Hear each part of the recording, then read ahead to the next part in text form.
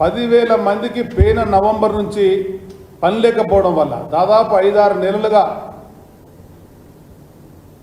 ఎప్పుడైతే ఎన్నికలు కూడా వచ్చిందో అప్పటి నుంచి పని లేకపోవడం వల్ల ఇవాళ వాళ్ళ ఆత్మహత్యలకు పాల్పడేటువంటి పరిస్థితి వచ్చింది. వీళ్ళందరూ వెళ్ళి ముఖ్యమంత్రి గారిని, మంత్రి తుమ్మల నాగేశ్వరరావు గారు కలిసి, నేను కూడా స్వయంగా తుమ్మల నాగేశ్వరరావు మంత్రి గారు కలిసి విజ్ఞాపన చేయడం జరిగింది. వెంటనే సమీక్ష చేయండి, వివిధ విభాగాలు సమీక్ష చేస్తున్నాం అన్నట్టుగా చెప్తున్నట్టుగా మీరు ఈ వస్త్ర పరిశ్రమను, హ్యాండ్లూమ్ను, పవర్లూమ్ను మాట ఇచ్చి తూతూ మంత్రంగా సమీక్ష నిర్వహించారే కానీ ఆర్డర్లు మాత్రం ఇవ్వలేదు. 350 కోట్ల నిధులు పేమెంట్ ఇవ్వాల్సిన చోట 50 కోట్లు టెస్కోకు రిలీజ్ చేశారు. అందులో కేవలం 10-12 కోట్లు మాత్రమే ఇంతవరకు పేమెంట్లు అయిపోయినాయి. మిగతా రూపాయలు ప్రభుత్వ అధికారుల దగ్గరనే ఉన్నాయి. ఇది ప్రతి సంవత్సరం పేమెంట్ ఇవ్వాల్సినటువంటి విభాగం, బడ్జెట్లో నిధులు కేటాయించేటువంటి విభాగం. ఇవాళ కులగణన చేస్తామని చెప్పని గొప్పగా చెప్పేటువంటిది, కులాలలో, చేతి వృత్తులలో ప్రత్యేకత ఉన్నటువంటి వస్త్ర పరిశ్రమను కూడా కాపాడలేని పరిస్థితి. వస్త్ర పరిశ్రమ సంక్షోభంలో కూరుకుపోయే విధంగా ఈ చేతగారి ప్రభుత్వం, దద్దం ప్రభుత్వం వల్లనే జరుగుతున్న విషయాన్ని కూడా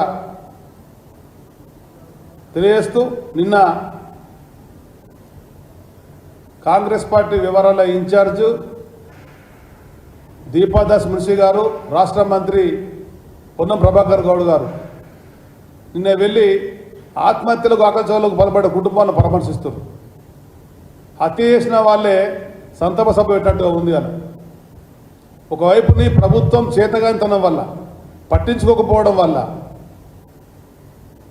చేనేత పరిశ్రమలో గతంలో ఏ విధంగా అయితే సంక్షోభంలో ఉండను తిరిగి మళ్ళీ సంక్షోభంలో కూరుకుపోయే విధంగా చేసినటువంటి మీ వల్ల ఇవాళ జరుగుతున్నటువంటి ఆత్మహత్యలు, ఆకల్చావులు, కేసీఆర్ గారు ప్రభుత్వం ఇచ్చినటువంటి పథకాలైనా కనీసం వాటిని కొనసాగించినట్టయినా కానీ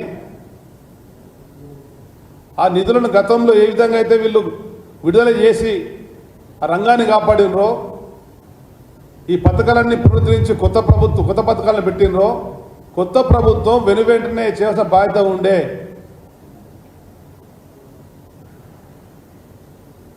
ఇస్తున్నటువంటి నిధులను కానీ,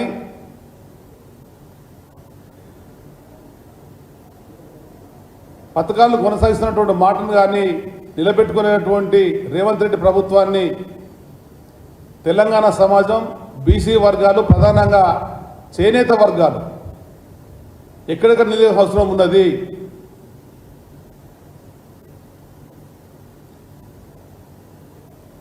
ప్రజల్లోకి వెళ్తూ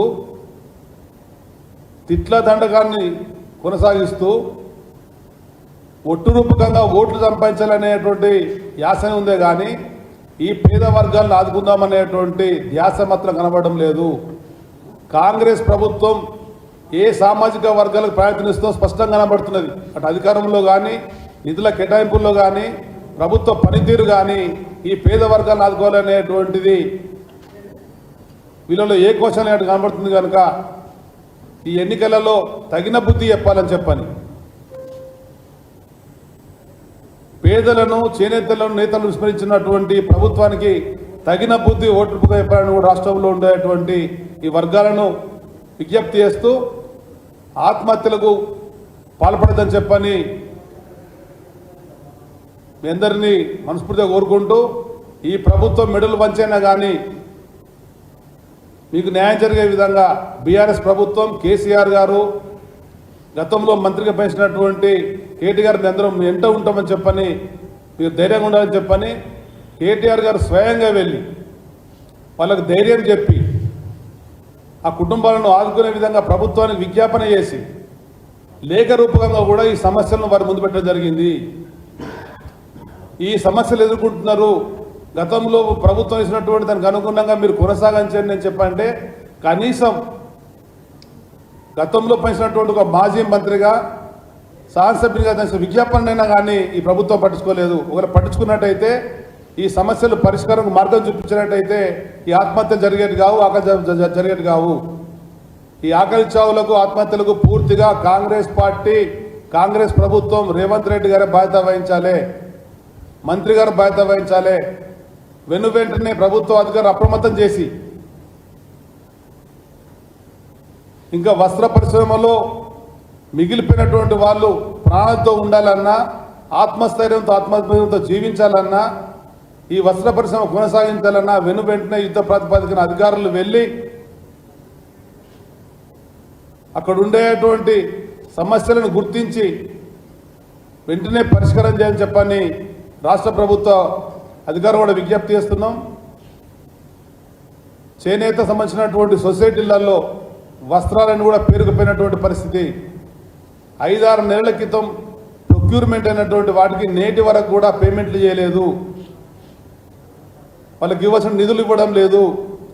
వెంటనే ఈ సమస్యలన్నీ పరిష్కారం చేయాలని చెప్పని ప్రభుత్వాన్ని డిమాండ్ చేస్తున్నాం. Thank you.